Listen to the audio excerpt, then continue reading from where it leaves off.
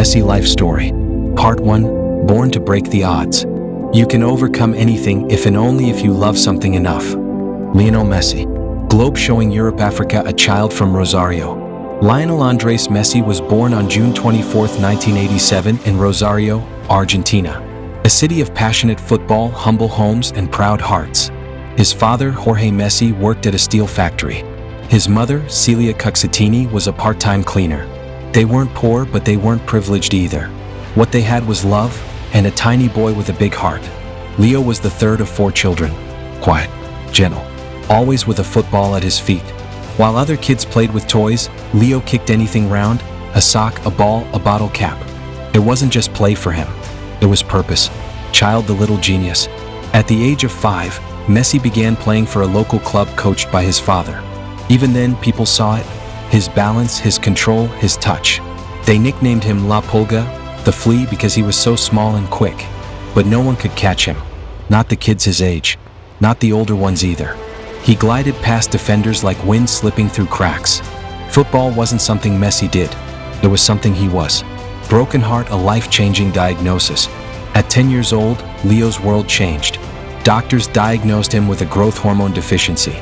His body wasn't producing enough of the hormones needed for normal development. The problem wasn't just medical, it was financial. The treatment cost $1,000 a month, a mountain for a working-class family. His club, Newell's Old Boys, helped for a while, but it wasn't enough. His future, the dream that danced in his feet, was fading. Can you imagine? A child, knowing his talent, feeling his gift, watching it slip away because of money? Most would have broken, but Leo didn't. Glowing star, the miracle meeting. At 13, Leo's family made a desperate choice. They moved to Barcelona, Spain, hoping for a trial with FC Barcelona. One man believed in him, Carles Rexach, a Barca youth scout. The story is now legend. Rexach was so impressed, he offered Leo a contract, written on a paper napkin, because no official documents were available. "This kid will be better than Maradona," he said. Barcelona agreed to pay for Leo's treatment. The family relocated. But imagine being 13 in a new country, away from home, barely speaking the language, and carrying the weight of a dream. That was Messi. Pensive faced the struggle of silence. In the Barcelona academy, Messi wasn't a loud leader. He wasn't flashy. He didn't speak much. But give him a ball, and he spoke perfect poetry. Coaches watched in awe. Teammates stared. He never said a word, one of his youth coaches said, but his feet screamed genius. He trained harder than anyone. Not because he was told to, but because he loved the game so deeply. He wasn't chasing fame. He was chasing the ball, the feeling of pure creation. Rising through La Masia. Barcelona's youth academy, La Masia, was a place of fierce competition. Many boys came, many left, but Messi kept climbing. Every coach, every category. He was the smallest, but also the most unstoppable. By the time he was 16, he was training with the senior team. Players like Ronaldinho, Xavi, and Puyol took notice. Ronaldinho, the club's superstar at the time, said, "This boy, he's going to be better than all of us." Direct hit the first goal.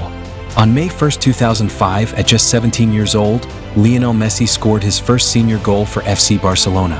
It was a beautiful chip over the goalkeeper, assisted by Ronaldinho, and followed by a hug that looked like the passing of a torch. That goal wasn't just a number. There was a declaration. The silent boy from Rosario was here, and he was going to change football forever. Brain mind of a master, heart of a child. Despite early fame, Messi remained humble. He avoided the spotlight. No tattoos, no drama. Just football, family, and focus. Teammates called him the alien. Fans called him the next Maradona. But Messi never said much. He let his feet speak, and they spoke louder than anyone in history. End of part 1. Messi Life Story. Part 2, The Rise of a Legend. It took me 17 years and 114 days to become an overnight success. Lionel Messi. Stadium Barcelona's new crown prince. After scoring his first senior goal in 2005, Lionel Messi's presence in the first team grew rapidly. But he wasn't just a promising talent. He was a force of nature quietly shaping his dynasty. He didn't shout, didn't provoke, didn't boast. He just played, and the world stopped to watch. He wore the number 19 shirt, playing alongside giants like Ronaldinho, Eto'o, and Deco, but slowly the torch was passing to him. In 2006, he played his first Champions League final, but an injury kept him on the bench. Though Barcelona won, Messi cried, not out of joy but frustration. I wanted to be there, to earn it. That hunger would define his next 15 years. Tornado, the explosive arrival. In the 2006-07 season, Messi had his true breakthrough moment. On March 10, 2007, against Real Madrid, he scored a hat-trick, at just 19 years old, in one of the most heated matches in world football, El Clasico. That night, the world saw not a boy, but a king in the making.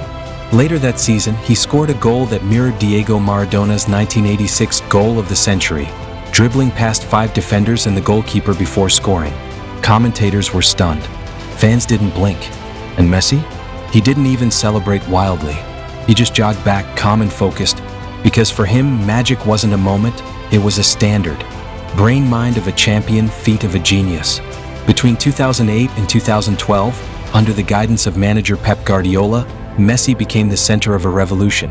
Barcelona adopted a system called tiki-taka, fast passing, movement, control. It required intelligence, patience, precision. Messi became the engine, the heart, the soul. He wasn't just scoring, he was assisting, pressing, creating chaos, controlling tempo. By 2012, Messi had won 3 Champions League titles, secured 4 Ballon d'Ors in a row, broken Gerd Muller's record with 91 goals in a single calendar year. No one had ever played the game like this before. No one. VS Button, the rivalry of a generation. And then came his greatest mirror, Cristiano Ronaldo. 2 players, 2 titans, 2 paths. Messi, grace, vision, dribbles like dreams. Ronaldo, power, fire, ambition, defiance. Their rivalry, especially when Ronaldo played for Real Madrid, wasn't just about stats. It was about styles. One born from the streets of Rosario, one from the island of Madeira. The football world split into 2 camps, Messi versus Ronaldo. But Messi never engaged in the war of words. I don't compare myself to others. I just play. That humility, paired with impossible greatness, made Messi more than a footballer. He became a myth, carrying a nation's weight.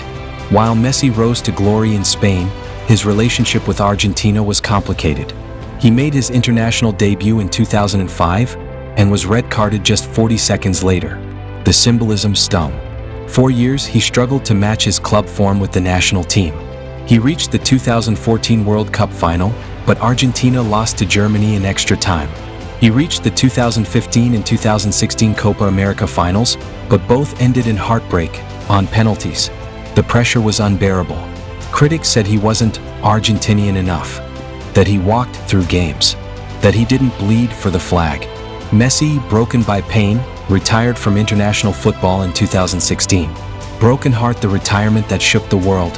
When Messi announced his retirement from Argentina at age 29, the football world stood still. I tried. It hurts not to be a champion with Argentina. The national team is over for me. He cried like a child. Not for himself, but for the weight of failure. For a country that never fully embraced him. For a dream that always slipped away. But the world begged him to return. 1 million fans marched in Argentina. Social media exploded. Even political leaders pleaded, "Don't go, Leo." And like all true kings, he returned, stronger, quieter, more focused than ever. The cost of greatness. Behind the records and trophies was a man who sacrificed everything. He lived far from his family for years. He trained while injured. He played with constant pressure. He was scrutinized every time he touched the ball. But Messi never complained, never lashed out. He endured. Because for Messi, football was never about ego. It was about expression, about beauty, about making the game speak. Soccer ball, the numbers don't lie.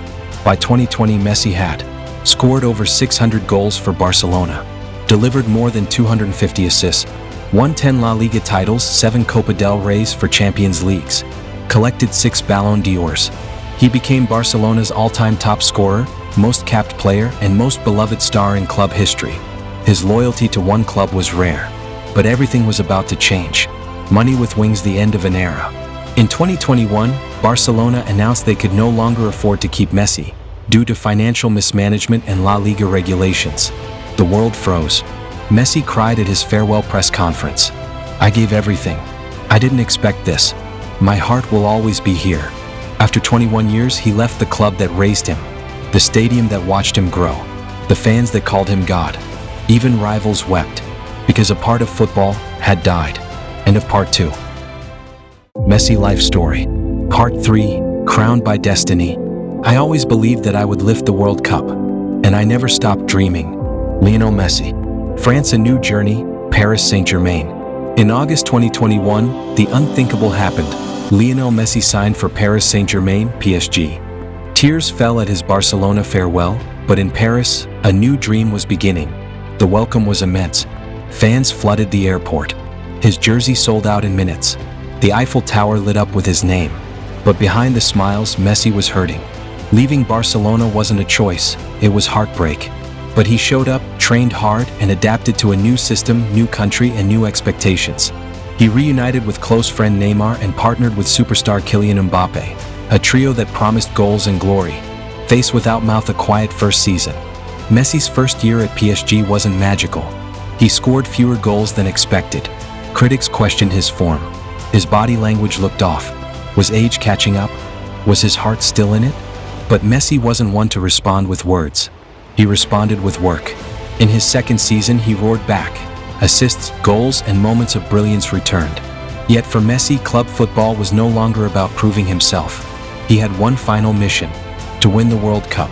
Redemption begins, Copa America 2021. Before chasing the World Cup, Messi faced another demon, the Copa America.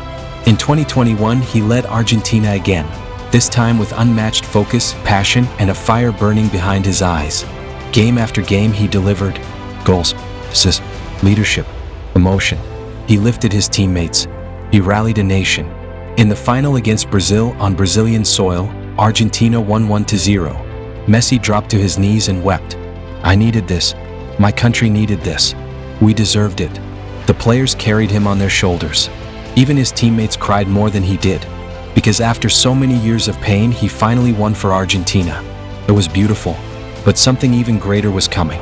Globe showing Europe Africa the final dream, FIFA World Cup 2022. Qatar. December 2022. It was Messi's fifth and final World Cup. He was 35, slower, older, less explosive, but mentally, stronger than ever. Emotionally, focused like a hawk. Spiritually, unbreakable. Argentina stumbled in their opening match, losing to Saudi Arabia, a shocking upset. Critics called them finished, but Messi stood tall. We will rise, I promise. And rise they did. Game after game, Messi performed with divine brilliance. A goal and assist against Mexico. A stunning performance versus the Netherlands. A masterclass against Croatia in the semi-final. Passion, poise, and perfection throughout. He wasn't just scoring.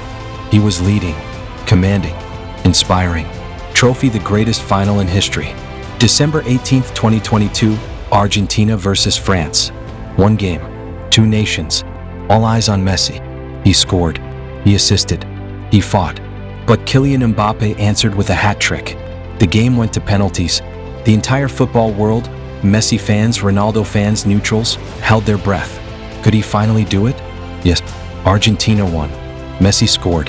The captain lifted the World Cup. And in that moment, all pain turned to gold. He fell to the ground, tears in his eyes. His teammates embraced him. Millions cried. Billions rejoiced. Because the story was now complete. I never gave up. And this is the reward. Open book, the greatest ever? With the World Cup, Messi achieved what no other player ever had. 7 Ballon d'Ors, 1 World Cup, 1 Copa America, 4 Champions Leagues, 10 La Liga titles, over 800 career goals.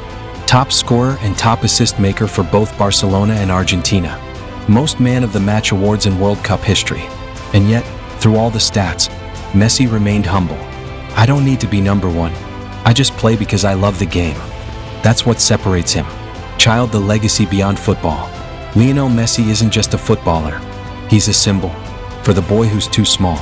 For the kid with a rare disease. For the person who's quiet and kind. For the dreamer who keeps failing, but keeps going. Messi didn't roar. He whispered. He didn't chase cameras. He chased purity. He didn't shout, I am the best. He let the world decide for itself. And the world answered, you are. United States, the next adventure, Inter Miami. In 2023, Messi chose to continue his career with Inter Miami in Major League Soccer, MLS. Not for money, not for glory, but for influence. He wanted to grow the game in a new land, inspire new generations, bring joy where football was still blooming. In his first few matches, he scored goals, delivered assists, and lit up America. Stadiums sold out. Jerseys flew off shelves. Kids wore number 10 with pride. The Messi effect continued, across oceans, across cultures, across languages. Dove the final truth. People will debate for decades, Messi or Ronaldo. But those who truly watched Messi, they know. He didn't run for applause. He didn't build muscles to impress. He didn't seek drama or headlines. He simply played. And through that, he changed the soul of football. Speech balloon final words from the king. There were times I cried, times I bled, times I doubted. But I always came back, because I love this game more than anything. And I hope the world felt that love. End of part 3.